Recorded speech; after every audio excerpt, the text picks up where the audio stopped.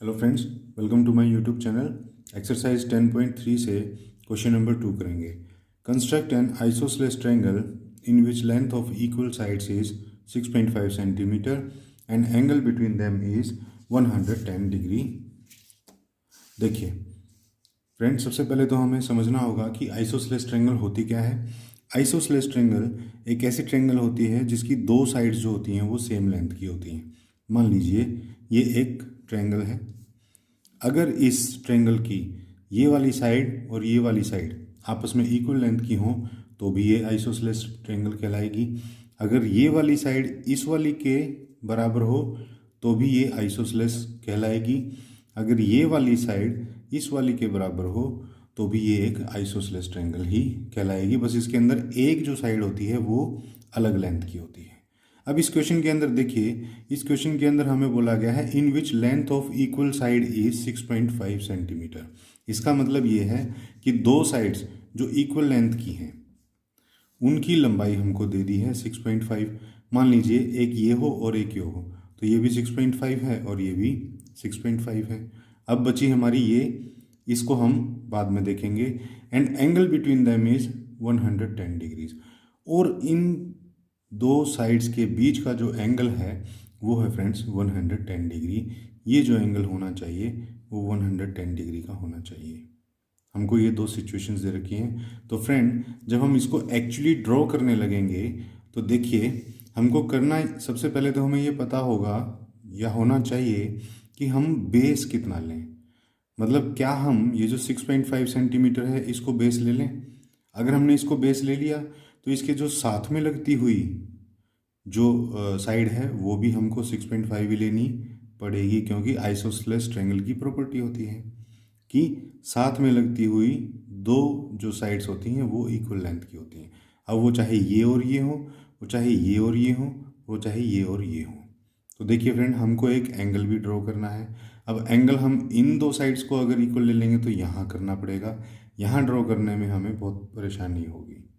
तो इसीलिए हम क्या करेंगे, इनमें से एक साइड को हम बेस मान लेंगे, उसके ऊपर हम ये एंगल ड्रॉ करेंगे और फिर जो एंगल की जो लाइन आएगी 110 डिग्री, वहाँ पर 6.5 डिग्री कट करके और इनको आपस में ज्वाइन कर देंगे।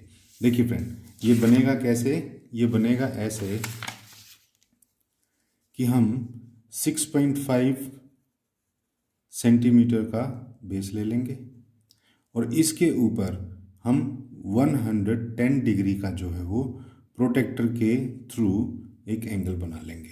और हम इन लाइन को जब ज्वाइन करेंगे, ये मेरा एंगल हो जाएगा 110 डिग्री का। और ये 6.5 है तो ये साथ वाली भी 6.5 होनी चाहिए, क्योंकि ये एक आइसोसेलेस ट्रायंगल है। तो कंपास को हम 6.5 डिग्री खोलेंगे, यहाँ पर नीडल रखेंगे और यहाँ पर एक कट लगा देंगे, आर्क लगा देंगे। और बस इस पॉइंट को और इस बेस के दूसरे पॉइंट को हम आपस में ज्वाइन कर देंगे। ये हमारा आइसोसेलेस ट्रायंगल बन जाएगा। तो फ्रेंड चलिए फटाफट कंस्ट्रक्शन को करते हैं। बेस हमको लेना है 6.5 सेंटीमीटर। 6.5 सेंटीमीटर लेने के लिए हम स्केल का इस्तेमाल करेंगे। देखिए 6.5। फ्रेंड, जब भी हम कोई साइड लेते हैं तो हमको एक्यूरेसी का ख्याल रखना चाहिए। कंस्ट्रक्शन के चैप्टर के अंदर मैं आपको काफ़ी बार बता चुका हूँ कि क्लीनलीनेस और एक्यूरेसी का ही हमको मार्क्स मिलते हैं। अगर ये दोनों चीज़ें मिसिंग होंगी तो हमें पूरे मार्क्स नहीं मिलेंगे। तो देखिए फ्रेंड्स, ये हमने एक बेस ले लिया। इसके अंदर नेमिंग की कोई प्रॉब्लम है नहीं, क्योंकि हमें नेम इसने कोई भी बताया नहीं है। तो अपनी तरफ से हम ले लेते हैं, इसको ए बोल दिया और इसको बी हमने बोल दिया। अब हमको बोला है कि एक एंगल जो है वो 110 डिग्री का होना चाहिए इन दो भुजाओं के बीच में या इन दो साइड्स के बीच में। तो फ्रेंड, मैं ये एंगल ए पर बना देता हूँ। ये एंगल आप बी पर भी बना सकते हो, ठीक है। तो मैं अभी इसको ए पर बना रहा हूँ। तो देखिए, जिस पॉइंट पर मुझे ये एंगल बनाना है उस पॉइंट के ऊपर मैं इस प्रोटेक्टर का ये जो सेंटर पॉइंट है यहाँ इसके ऊपर रखूँगा। और ये जो नीचे लाइन दिख रही है आपको, उसके ऊपर ये वाली लाइन जो है बिल्कुल कोइंसाइड कर दूंगा इस तरह से। और फ्रेंड देखिए, ये एंगल क्योंकि 110 डिग्री का है, ये बनेगा प्रोटेक्टर से ही, ये कंपास से हम लोग नहीं बना पाएंगे। और एंगल जो है हमारा वो यहाँ से इस तरफ जाना है, तो इसीलिए हम 0 से स्टार्ट करेंगे रीडिंग पढ़ना। 0, 10, 20, 30, 40, 50, 60, 70, 80, 90, 100 और ये 110। तो 110 के सामने हम जो है एक ये डॉट या मार्क लगा लेंगे, और बस इस डॉट से हम ए पॉइंट को जो है आगे लेकर के जाएंगे इस लाइन को। ये देखिए, क्योंकि हमें ए पॉइंट के ऊपर ही एंगल चाहिए, तो हम क्या करेंगे, इस डॉट से और ए पॉइंट को इनको आपस में मिला देंगे। अब ये जो मेरी लाइन है ये एंगल की लाइन है, और ये जो एंगल है मेरा ये हमारा बन गया 110 डिग्रीज। तो फ्रेंड देखिए, एक कंडीशन तो ये पूरी हो गई, 6.5 सेंटीमीटर का मैंने बेस ले लिया। दूसरी कंडीशन ये पूरी हो गई कि 100 डिग्री का एंगल होना चाहिए। तीसरी कंडीशन ये है कि इस 6.5 सेंटीमीटर के साथ वाली साइड भी हमारी 6.5 होनी चाहिए, तो वो भी हम कर देंगे। कैसे कर देंगे, देखिए 6.5 ये जो बेस है इसी के जितना हम कंपास को ओपन करेंगे। ये 6.5 जितना हमने ओपन कर लिया, और बस ए के ऊपर रखिए और इस लाइन के ऊपर एक आर्क आप इस तरह से बना लीजिए। ये देखिए थोड़ा सा अभी कम रह गया है, तो इस लाइन को मैं थोड़ा सा और एक्सटेंड आगे कर लूँगा, ताकि मुझे जो है बिल्कुल क्लैरिटी मिल जाए कि ये पॉइंट कहाँ आएगा। देखिए ये पॉइंट यहाँ आता है, थर्ड पॉइंट जो होगा इस ट्रायंगल का। बस फिर इस पॉइंट को और इस बी पॉइंट को मैं आपस में ज्वाइन कर दूंगा। ये मेरी एक आइसोसेलेस ट्रायंगल रेडी हो जाएगी इस तरह से। तो फ्रेंड इतना इजी था ये। ए और बी पॉइंट हमने इसको नाम दिया हुआ है। जो तीसरा पॉइंट आया है इसको हम नाम दे देते हैं सी पॉइंट। और मेजरमेंट बेस की हमने ली है 6.5 सेंटीमीटर, तो इसके साथ वाली भी हमने 6.5 सेंटीमीटर ही ली है। तो इसका मतलब ये जो आइसोसेलेस ट्रायंगल है इसके अंदर दो इक्वल साइड जो हैं वो है मेरी ए बी और ए सी, और इन दोनों के बीच का एंगल हमें 110 डिग्री का बोला गया था, तो वो एंगल हम जो है यहाँ बना चुके हैं। तो फ्रेंड ये है ये आइसोसेलेस ट्रायंगल। अब हम जल्दी से इसके स्टेप्स टू कंस्ट्रक्शन फटाफट नोट डाउन कर देते हैं। स्टेप्स टू कंस्ट्रक्शन के अंदर मैंने आपको बताया था पहले भी कि वो स्टेप्स हमको लिखने होते हैं जो हमने इस ट्रायंगल को कंस्ट्रक्शन करने के अंदर यूज़ किए थे।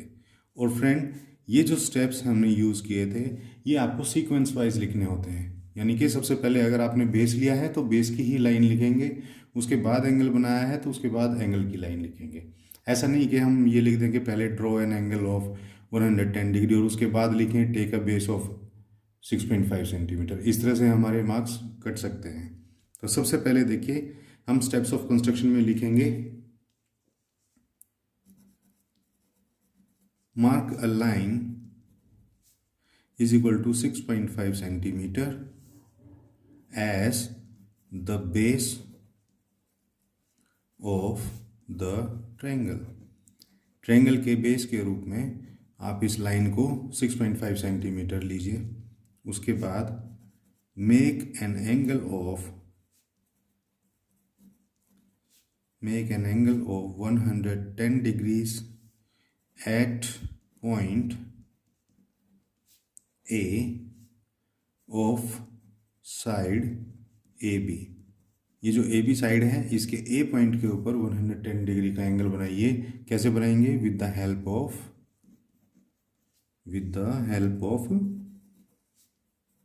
प्रोटेक्टर। ये जो डिवाइस होता है, ये जो स्केल होता है, इसको हम प्रोटेक्टर बोलते हैं। इसको हम अपनी देसी लैंग्वेज में डी भी बोल देते हैं, क्योंकि इसका जो शेप है वो डी के जैसा है। तो थर्ड पॉइंट देखिए, थर्ड पॉइंट में हमको क्या करना है अब, क्योंकि एंगल बन गया है और एंगल की लाइन भी ड्रॉ हो चुकी है, तो अब हम क्या करेंगे, open the compass equal to 6.5 centimetre and cut the angle line at point C। अब हमारे पास सी जो है वो थर्ड पॉइंट आ गया है। अब हमको क्या कर देना है, इस थर्ड पॉइंट को ज्वाइन कर देना है। Now join points C and B. अब हमको ये पॉइंट्स सी और बी को आपस में ज्वाइन कर देना है, तो बस हमारी ट्रायंगल रेडी हो गई। अब आइसोसेलेस triangle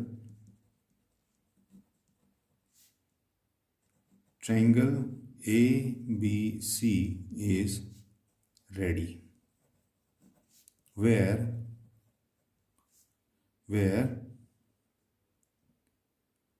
equal sides